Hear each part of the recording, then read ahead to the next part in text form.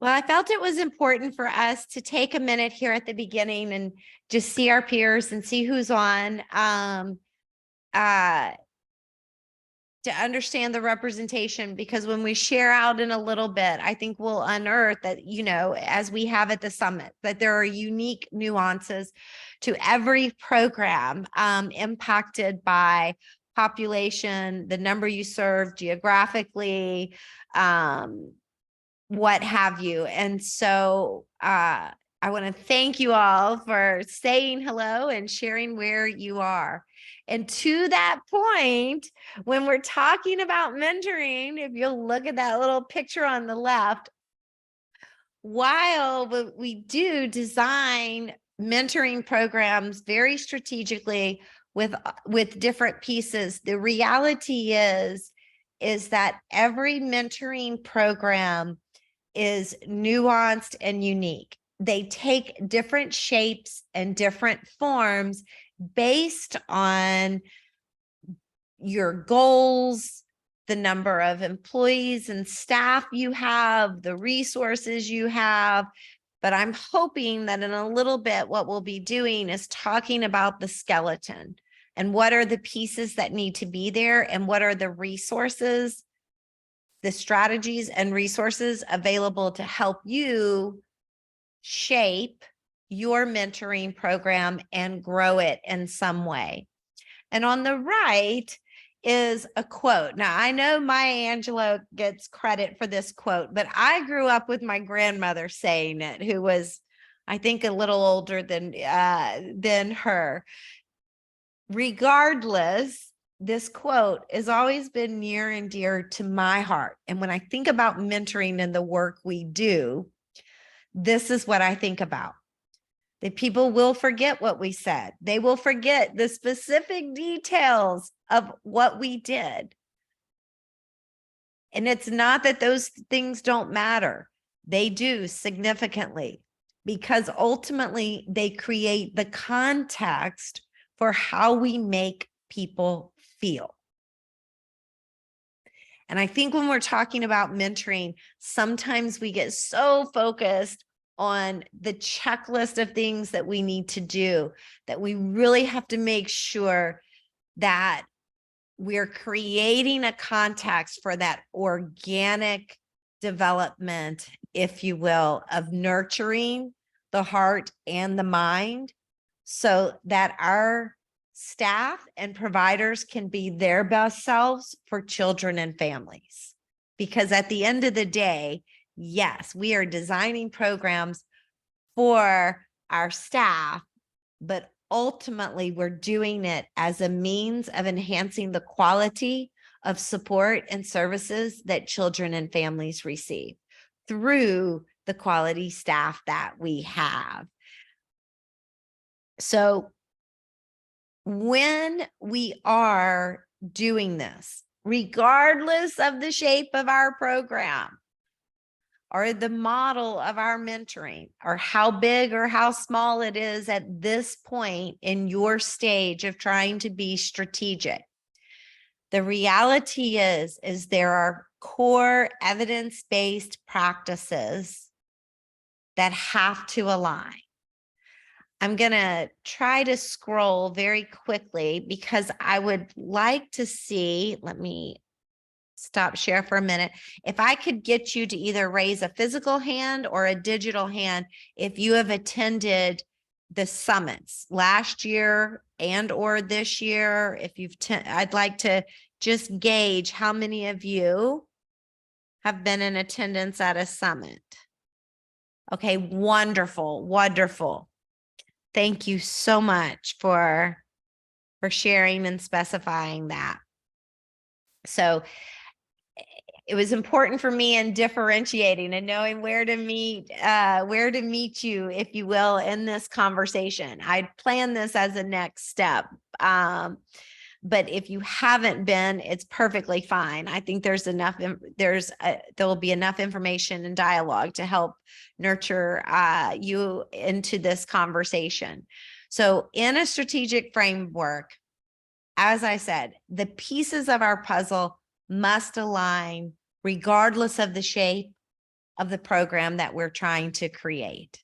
It all starts with the structure of our model. When I'm talking about the structure of a model, I'm talking first and foremost about our values that are guiding what it is that we're doing. What do we hope to accomplish with our mentoring program? And not broadly, like I just stated a few minutes ago, for our broad purpose of enhancing services and supports for children and families, but narrowing more specifically to what are our measurable goals for this mentoring program? How does it connect to our why? If we think about that golden circle of purpose-driven actions, why are we really doing this? What are our specific goals? And then thinking about, mindful, if you will, of our resources and support, the funding, the time allotments, the willingness of our staff, deciding on a very specific model that's going to help us accomplish this. A specific model might be a traditional one-on-one model, whereby we're going to pair someone at the onset with an individual. It might be, because of the way our resources are available, that what we're going to do is employ a group mentoring model, whereby we might have one mentor and multiple mentees. Or we might use a team or network approach, where maybe we're bringing on a diverse realm of professionals at one time, some OTs, some PTs, some speech language pathologists, some EISs. And so we have core things at the beginning of this journey. And so what we're going to do is use a team or network model that then evolves, whereas later in the process, we branch off maybe into more one-on-one mentoring. And then last, of course, depending on where we are, and if we're in an area that's covering, for example, 20 counties, and we have people living strategically and serving strategically throughout, maybe then we're looking at having an e-mentoring model that includes one of the following approaches that I've shared. So when we're thinking about the very first steps of our program, or if we're reflecting on what we're doing now and how we can strategically improve, we want to first start with a discernible, articulatable why and goals for what we want this to accomplish. And then we want to look at our resources. We want to look at our program, what we have available, funding, and most importantly, or as importantly, we want to look at the willingness of those individuals who will be our mentors. Because we have to ensure that when we're seeking to engage mentors to instill passion and demonstrate patience, that we're actually recruiting individuals that are going to demonstrate those attributes. So I want to pause there for just a moment, because the structure, if you will, of our mentoring program is essentially the shape of it. It is the spine for which all other decisions stem. And so I'll take a moment, and what I'm going to ask you to do, I'm going to put it on this slide for a moment. I'm going to ask you to think reflectively about your current mentoring program. And if you will, we're going to share in the chat again. What I'd like for you to do in the chat is indicate what your primary structure is, or if you're in the process of making some decisions, what your primary structure, what you want your primary structure to be. So if you'll share in the chat, one-on-one, group, team, with combo, if you'll please share, or if you do a combination, some group and one-on-one. I'd love for you to share your current structure or your desired structure in the chat.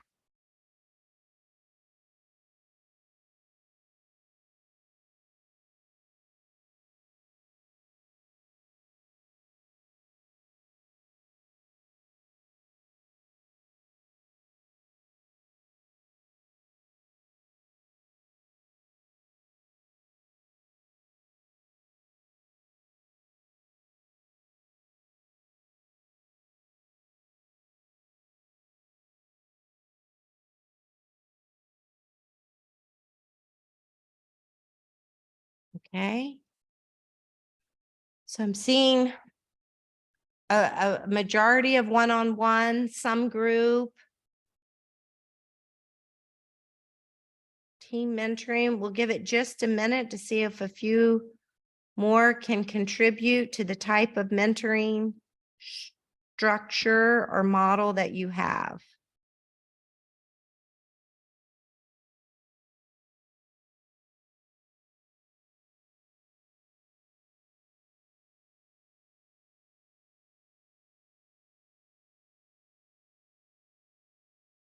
Okay, perfect.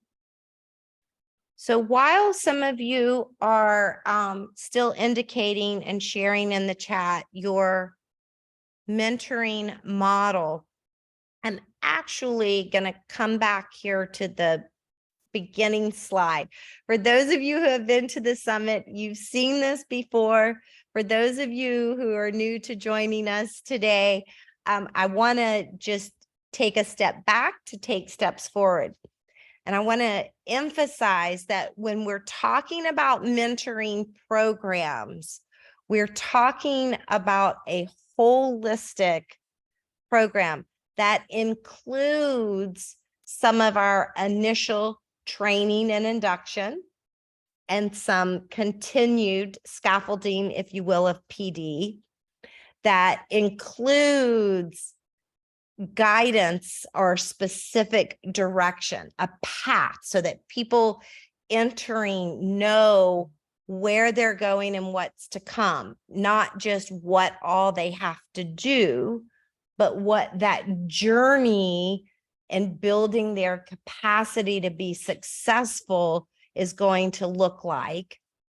That there is specific coaching, which coaching is nuanced and different from just our training, that there are those opportunities for the mentors to coach and further support our mentees. And then, of course, all mentoring programs should have very discernible goals at the onset that we articulate clearly and share with our mentees.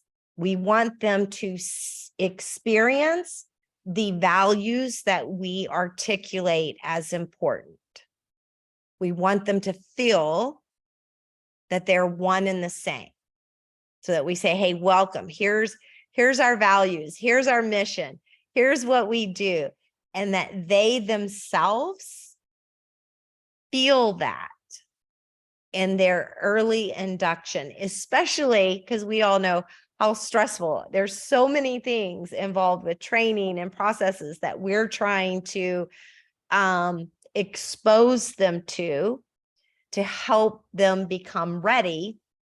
So When we think about mentoring, just remember that we are thinking of the holistic pieces. Training is important, but it is a connection to mentoring. And these aren't necessarily two siloed things. All right. So I want to pause right there for just a moment. And I want to just see if anyone has any questions about these mentoring models.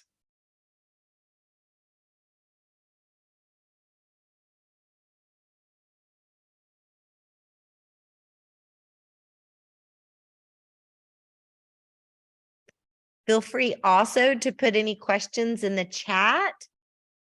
I just want to make sure that any clarity that is needed is provided. All right. So in thinking then about the structure, if you will, once you know your shape, the shape of your puzzle, then what we do is we have to strategically start thinking about the details within our model. And that's when we start thinking about what we're doing in terms of capacity building, mentor training and support. We train our staff in how to coach parents and families.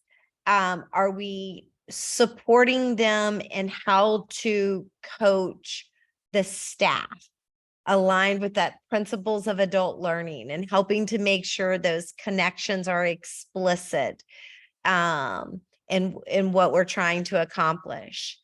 We consider our method for identifying and pairing mentors.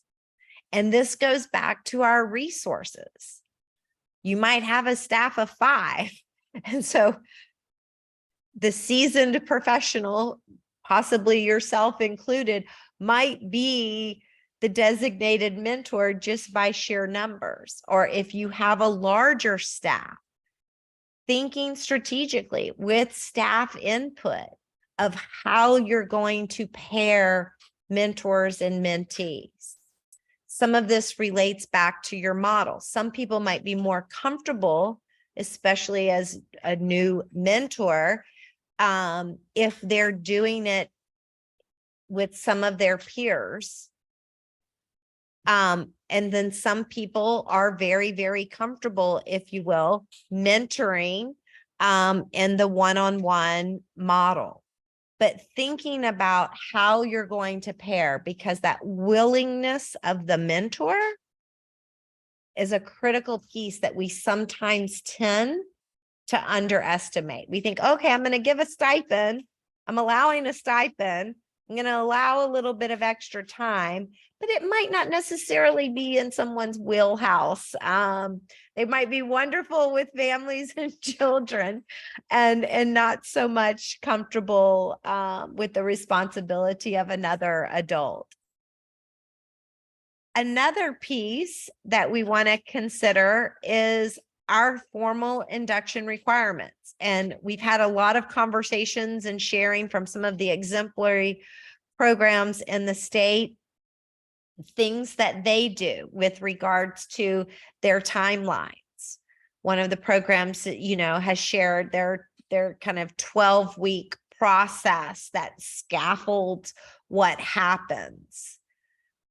But for you and your program, you will want to think about what are the state requirements, what are our internal requirements, and align to our goal. What are we padding in there in terms of timelines and supports to help build that confidence and competence of our new staff, which relates very closely to the next piece, and that is that integration of professional learning aligned to our performance measures. So that's a loaded one, because we want to think very strategically about when, how, where, we are chunking the learning so that we're actually mindful, if you will, of principles of adult learning, and scaffolding how much we're giving in order for them to absorb, internalize, practice, process, and really build their sea legs about them. We do this scaffolding of the professional development. Sometimes people will load it in the first couple of days or one of the first things. Sometimes people break it up. We're going to give them doses of stuff once a week while we're pairing in some time, working one-on-one, getting familiar with caseloads and files and paperwork and modules and practices and ride-alongs and everything else. But we have to think about that integration of the professional learning, which relates to the next one, which I was saying is that scaffolding of the support and the types of experiences.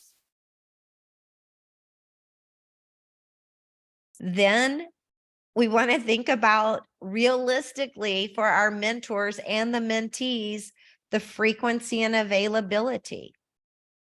What are people willing? How much time and when are people willing to do this? And then are we considering the 911 situations? And what I mean by that, and you all know those, when you're first dabbling and beginning to that gradual release of responsibility, you're first starting to take ownership.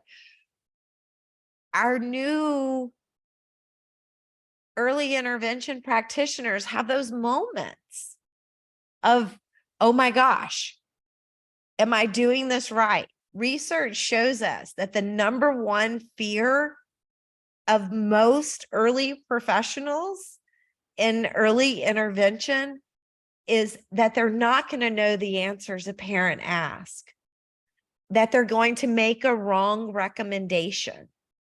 They get in their own head, and despite the supports that are there for them, their wavering confidence or keen awareness of how much they don't know, especially at the onset, becomes our, meaning leaders, our biggest enemy. That's what we're combating. So we've got to think about quite intentionally that frequency and availability of the mentors and the staff at the very beginning, and letting them know what's your lifeline and when is it okay to call. Because let's say we're 12 weeks in and somebody's now got a caseload and they're going out and they're working with families, and then it hits them. They had the safety net for several weeks, and now all of a sudden they're on their own. Do they feel safe in calling someone to say, I'm sitting in my car outside this house, I need to talk about what just happened with this family? Or can you just take a moment to encourage me because I'm about to go do my first assessment? And yes, I know how to do assessments, but this is my first solo one in this situation or this context. And so a critical piece of our design is anticipating the layers of both the knowledge and emotional support that is mentoring. And then another critical piece of the details within our model are those progressive support options. So as in the gradual release of responsibility, some of the PD maybe becomes more routine, once a month, a PLC or something like that. Our mentoring relationships really almost at the scaffolding onset of independence need to become heightened. But as an organization, we might find that our mentoring program, while initially quite formal, has experiences embedded for our staff to connect with one another, because this is about the point where we know the internal mentoring comes into play. And what have we contemplated or anticipated to support that? So I don't know about y'all. I've had several experiences where, and they've been wonderful, where I had an assigned mentee. But I'll be honest in saying the most impactful mentors in my life are not the ones that were necessarily assigned to me. They were the people that I connected with and that whom connected with me. And so when we're designing these programs, yes, our structure is critical, but a part of the details, the little curves and nuances in our structure has to anticipate how we're going to allow for an evolution of the mentoring, a release for some relationships to continue, and an opportunity for others to evolve and yet still be supported.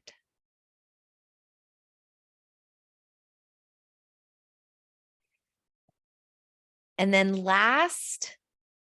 a last piece of this strategic framework is data. Collecting quantitative data, our surveys, needs assessment, how's it going, quick pulse checks, as well as qualitative data through shared dialogues, leadership, you having an opportunity to meet with the new people individually or in small groups to say, tell me how it's going, what's really working, what can we do to support you to get that impact or that information, so that you're not just collecting it like we talked about at the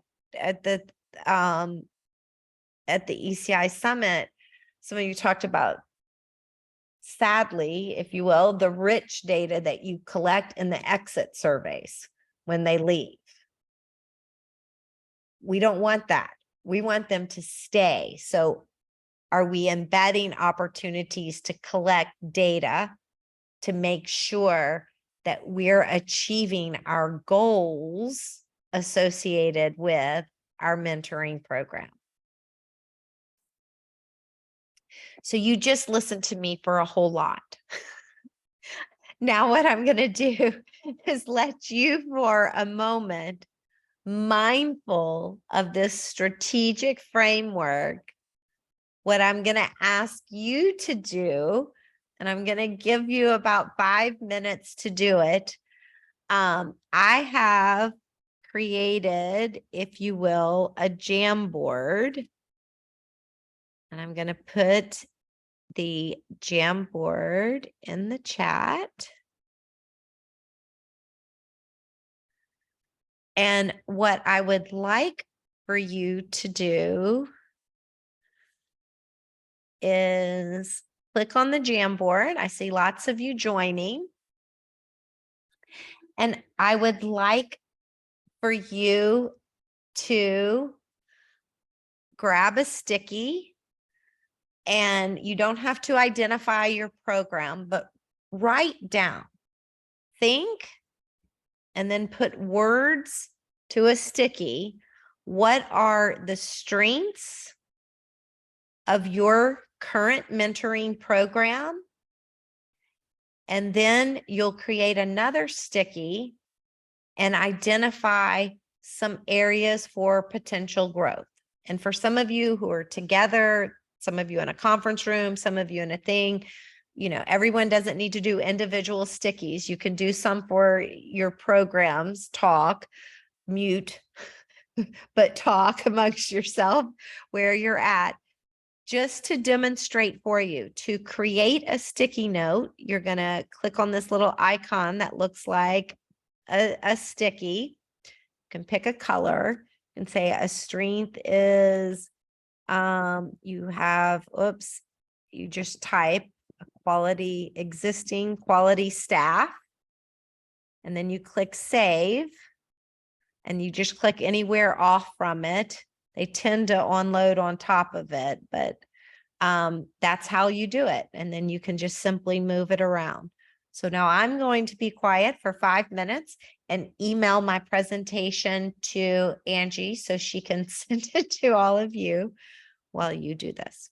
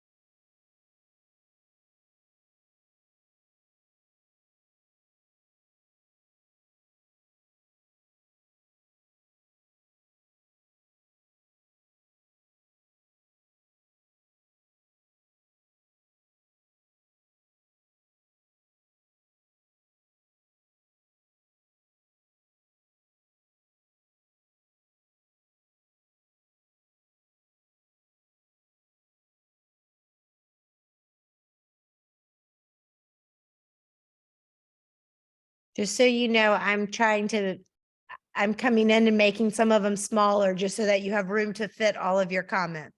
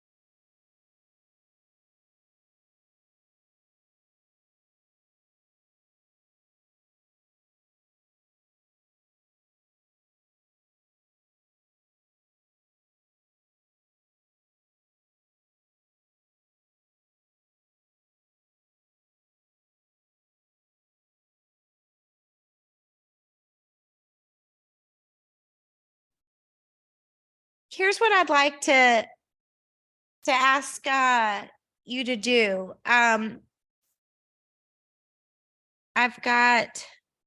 We've got our strengths over here, and then I've got a couple that were up at the top that I've put in the middle because they were up here at the top, and I'm not sure if you had those listed as a strength or a potential area for growth. So if one of your stickies is kind of here in the middle, to move it, all you have to do is click on it and then you can move it. So our daily check-ins a strength or daily check-ins an area for potential growth. I'll let you grab it and try to move it. But what I'd like to do is take a moment and kind of hear from you. So we're going to pretend for a moment. We're not going to pretend. We are. We're going to be researchers for a moment. And if we're looking at this realm, if you will, of information, what are the patterns, if you will, and the most common areas of strength that you see that you each have? It definitely looks like a strength that there is tenured quality staff. Seems to be a big positive for a lot of people. Yes. All right. Anyone else?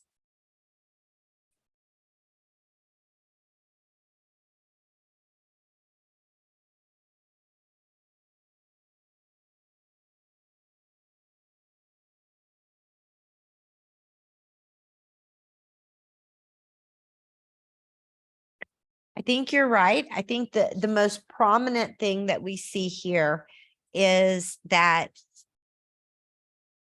many, if not most of you, are sharing that you have a high quality staff. That which is a critical foundation. Because again, going back to that willingness piece, we've got to have high quality people who are also willing people to take on the responsibility and ownership, if you will, and vulnerability of forming relationships with new staff members. Mentoring isn't a job, if you will, it's a relationship that we're asking people to do. And for mentors to be mentors, they have to be comfortable in holding others' hands and communicating effectively and sharing of themselves and their journeys and their own insecurities. And then we see here on the right that I'll just say to this, that this process of being strategic and developing a mentoring program is in itself a personal relationship, if you will, between you and your team and the program that you're trying to develop, because you put a lot of your mind and your heart into making critical decisions related to the structure of your program and what is going to be there. And then again, that takes a level of vulnerability, especially if you've been the leader of the program for a while and you've identified that this is an area that you want to grow. Recognizing that we've got to evolve the wheel can sometimes, even for ourselves, be a little bit challenging, because it's like, oh, well, we've always done it this way and it does work good. And maybe only minor changes are needed.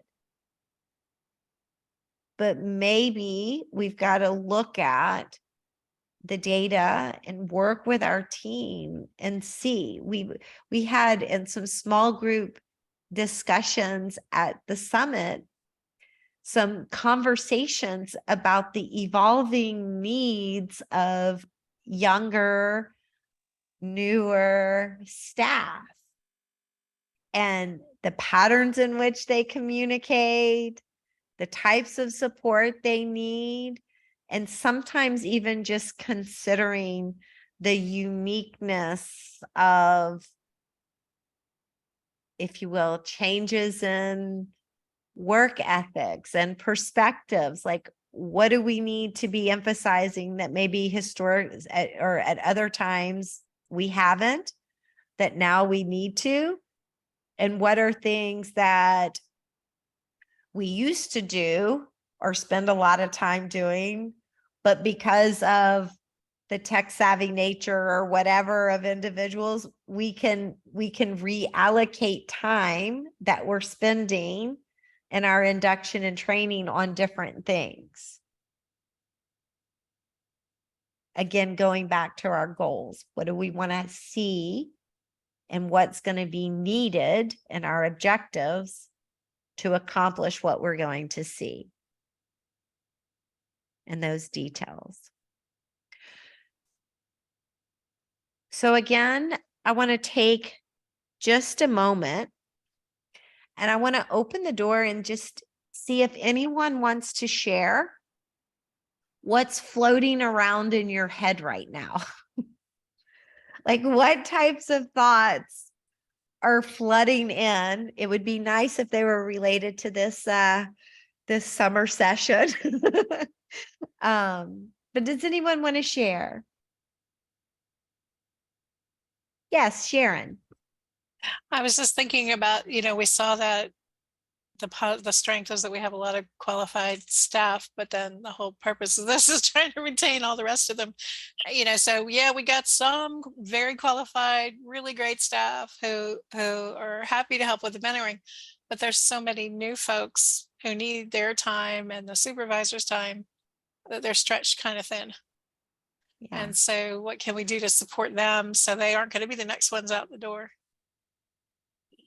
Sharon, that's a really critical piece. And when you're designing your program, you're mentoring, you have to think about that. Is this going to be a catalyst for people who are already stressed to go to walk away because it becomes too much? I'll make another comment in a minute, but I want to see if anybody else wants to share. I think to piggyback on that, one of the things that we are trying to balance is when you have those really tenured, good staff, they're always the busiest. So how do you say, I know your caseload's really big, you're great, but we need you to be mentors? And how do we balance that? And I think I'll take it further. I talk about how important willingness is. There are times when you put it out there for volunteers. We're hiring 10 new people. I need volunteers, and no one volunteers.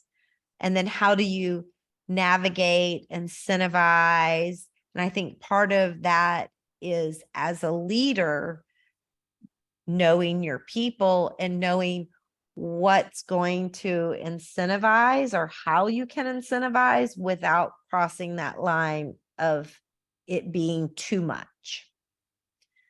Bev? So I think that your comment is so pertinent today, because it's not only happening in early intervention, but it's happening in many other professional fields, that you have this big gap between those that have that institutional knowledge and that wealth of information, and then we have a lot of younger people come in with very little information. So you have mentors now that have very little experience. They might have 2 or 3 years and they are already the senior staff, right? So we're asking also people who might not have that experience to take on roles that they might not even be ready to take on. So, it's all part of this mentoring process of how do we balance that. And it's a challenge. It's a challenge we have. And, maybe is there a way of maybe reducing caseloads for those senior people that have so much wealth to share with everybody, so that they don't feel that, they're pushed to being on the verge of retirement?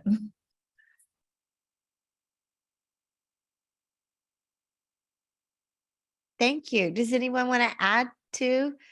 I said, Bev, I mean, no disrespect, Dr. Calvo's. No, please. You're good. Yes. Adriana?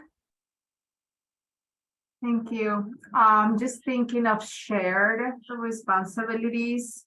Our program works kind of different in a sense that we don't have leads. So as a supervisor and the team, so I think, and I hope this is going the right way, but I like to have some tenured staff helping with observations and pairing them together, different days, different kind of activities. And also, I like to take charge of the training via telehealth, via all the one-on-ones, and preparing the materials, preparing more trainings, so that pressure is off of my mentor. I don't know if that's something you guys have done, but that's kind of like not to put a lot of pressure on the mentor, and all the preparing and training and all the other stuff just fall on the supervisor. I don't know what you guys think about it. Does anyone have any comments that they would like to share, or insights or response ideas?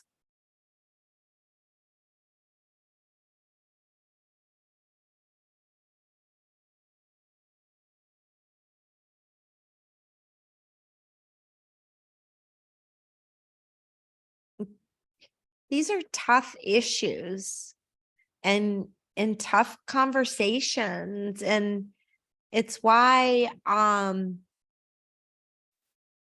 either internally having a team or you reaching out to you know, your peer network, your own mentors, consultants, someone who can be a sounding board for you.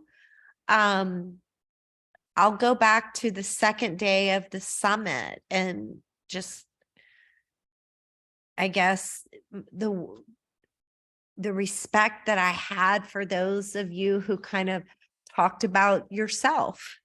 And, you know, we're doing all of this for others, looking out for yourself in this process as well, and how important it is that in making these tough decisions and designing things that are hard thought and take a lot of commitment for others to succeed, that you're also utilizing your network of support and systems so that you don't feel alone in some of these hard decisions ahead of you.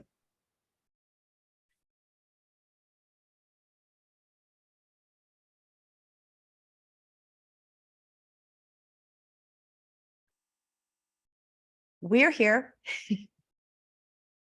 And to that point, some of what we are available to do is, for example, if you want to have some conversations about mentoring specific to your program and the decisions in front of you, you're encouraged to reach out through Angie or directly to me with Angie or Doctors Yeager and Calvo, and we can engage in conversations to ensure that we're helping you realize your own goals with regards to this.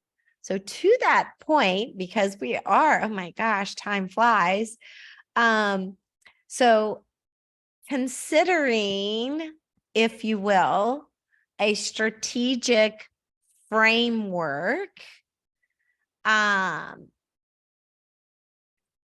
it does take prioritizing and strategizing the intentional ways that you can add depth. And so that's why we had that second column, or what are examples of areas that you perceive that you could grow, and you were able to quickly brainstorm a couple of things. I am hopeful, especially when you receive a copy of this PowerPoint, that what you'll do is you will set or at the very least contemplate 3 goals of how you want to grow your program. So going back to that Jamboard and some of the notes that you included on it. So make, like one thing was potential growth, clear goals. So turn that into a goal for yourself and make it observable and measurable. What are you going to do? What are the steps that you're going to take to develop clear goals? Are you going to have a conversation with your leadership team? Are you going to draft them and send them out for feedback? Like, think about the next step.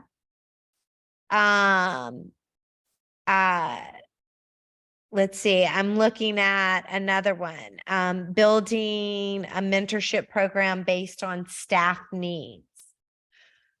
So before, if you're going to build a program based on staff needs, which is the heart of mentoring, if you will, start with your values.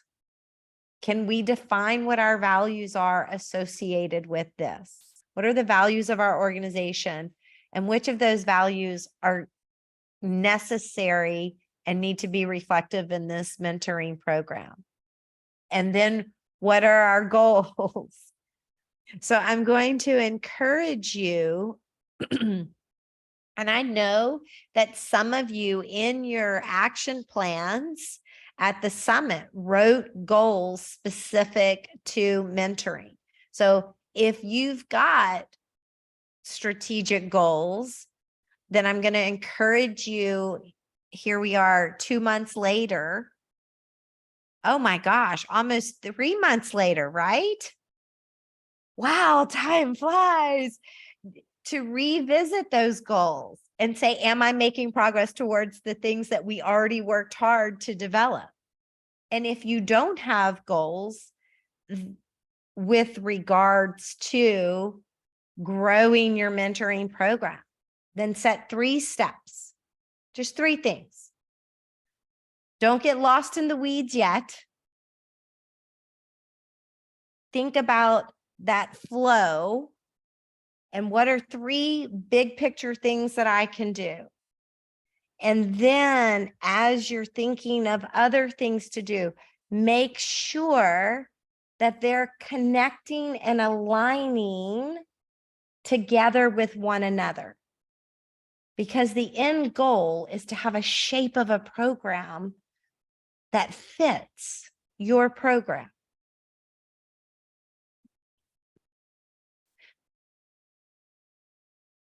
The last thing that we wanted to talk about today, which is actually also one of the most important things, is what can we do to support you in this work? We've had conversations about resources, and I'm keenly aware that many of you are sharing via your ECI extra. Is that right? Your extra network? Am I saying it correctly? Yeah, it's the extranet. The extranet. But we also want to explore what's needed, because this work, the work that we're doing, is aligned with a grant focused on recruiting and retention. And a big piece of this is being strategic and thinking in terms of sustainability. And what it is that you feel that you need. So I'm going to ask you to go back to the Jamboard for a moment. And if you'll see on the Jamboard right here at the top, there's a 1 and then a little arrow 2. What I would like to ask you to do now is to think about what resources that you have that you would be willing to share. Maybe one of you has created a phenomenal, and we know several of you have, timeline for the initial induction process. So think about something great that you have or great that you do that you might be willing to share and add it here. And then on the right side, what I would like for you to do is state what you feel like you need.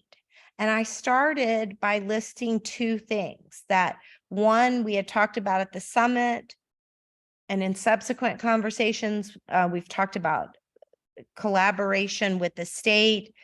And Rachel can chime in. I believe there's conversations or potential work happening with an adaptable like recruitment brochure. One of the things that we've talked about is a recruiting and retention handbook with, of course, a focus on mentoring and induction. So if you'll add some resources, what I'll do or encourage in a moment is maybe let Rachel, where is here? Yes. Okay. Sorry, you caught me talking to myself.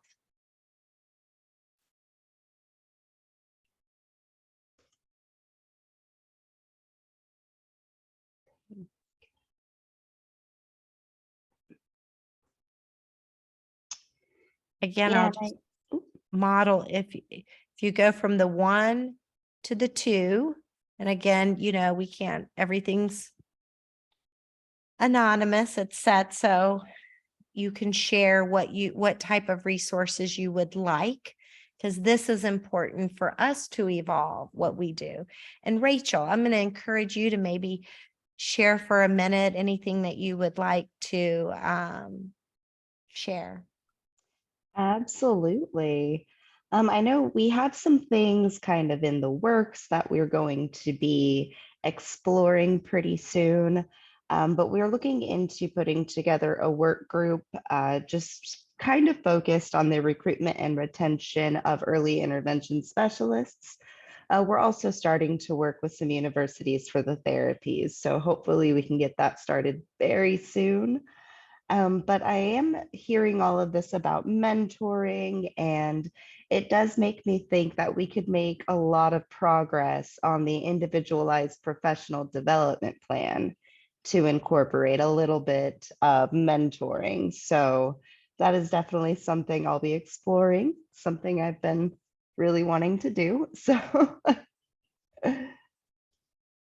and if you do have any resources that you need, things that you're looking for, and you don't have time to put it on there today, you can always send me an email. I'll put it in here.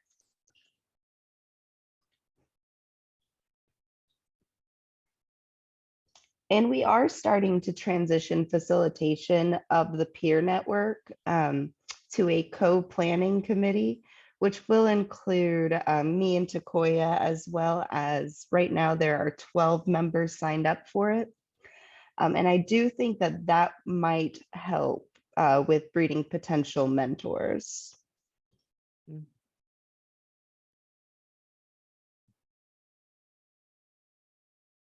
And to that point, if there's ever an opportunity for us to support and come in and talk about a very narrow, specific thing, or help share specific resources, I'll give an example of a resource that some people talked about at the summit meeting was a needs assessment, and one of the organizations shared their needs assessment that they were working on developing, and had said that they could share it via y'all's extranet. And I have no idea. I've never seen the extranet. It's kind of like the internet for you, I guess. It's all things internal. But I think sometimes when we're focused on growing, a first step is we have to identify what we already have that's really good. It's why at the summit every year we try to highlight different programs that are doing great things, because you guys are doing phenomenal work.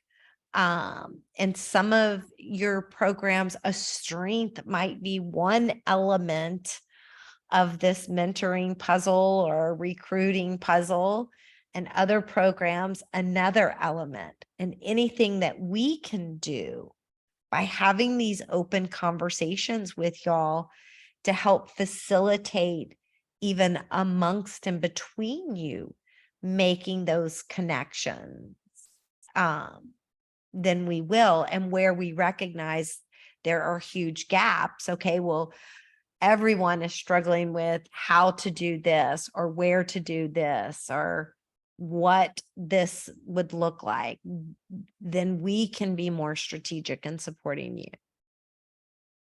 That's why we need to hear from you.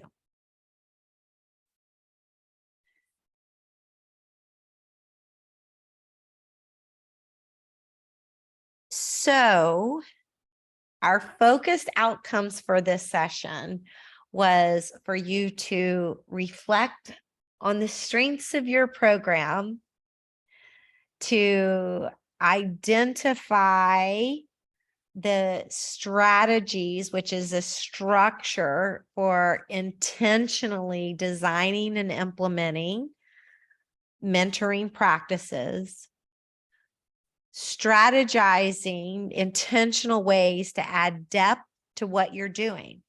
All of these interrelated because it starts with thinking about your strengths and pinpointing where you need to grow and how you might could grow first, or just refine, not even necessarily grow, so that the shape of your program is vibrant and clear and distinct. And then end by, of course, talking about or identifying some of the resources, if you will, that you need.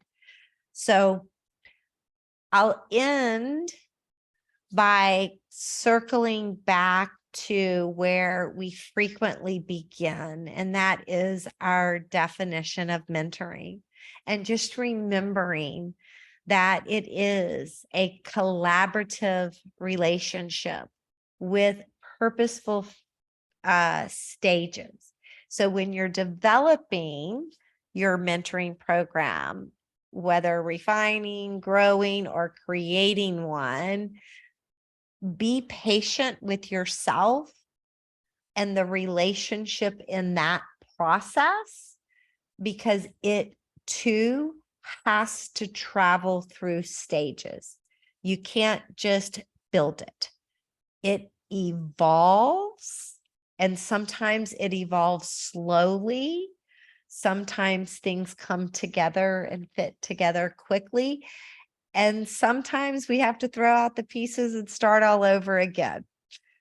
You know, build the corner structures and then start filling in. But whatever your journey is, just please remember we're here for you. And with that, I'll let you guys have the last word. And I'll ask if anyone wants to share any final thoughts from today.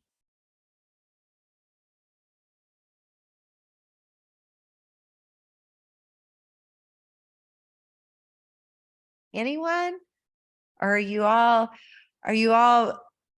I'm going to be very optimistic and say you're all mind blown. You're going, oh my gosh. Of course, if you're not, that's okay too. Any final comments or reflective thoughts about maybe what you're walking away with? And don't forget to please complete the post survey that Dr. Yeager posted in the chat. They collect that pre-post as a part of the work that's happening. Anyone, final thoughts? I just want to thank you all. I think being a new supervisor, this is my first year, is like I'm absorbing all information from all my peers, and I absolutely love it. So thank you all.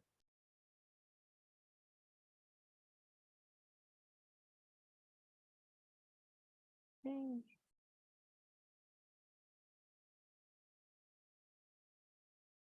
All right. Well, keep contemplating. I'll hand it over to Dr. Calvo or Yeager and let them close us out today. Thank you so much, Dr. Beavers, and I just thank you all for joining us, because I know your schedules are super busy and you have a lot on your hands. And this is a ongoing work in progress. Pondering and reflection is critical in all of this. And yeah, just use this as a sounding board, if nothing else. You know, that's also sometimes it's helpful to talk to somebody that's not in the midst of your own situation. So we're here for that as well. So Dr. Yeager, any last thoughts? No, I just posted the link for the post survey. Please do that. And then we hope you'll join us on June 30th, which I believe is a Friday, for our next summer series session with Cheryl Wilcox on building a positive program, climate and culture. I believe she'll be continuing her discussion of listening strategies and leadership strategies. So I'm sure that'll be fantastic as well. Let's all give our thanks to Elizabeth as well for her time today. Thank you so much, and we'll see you all next time.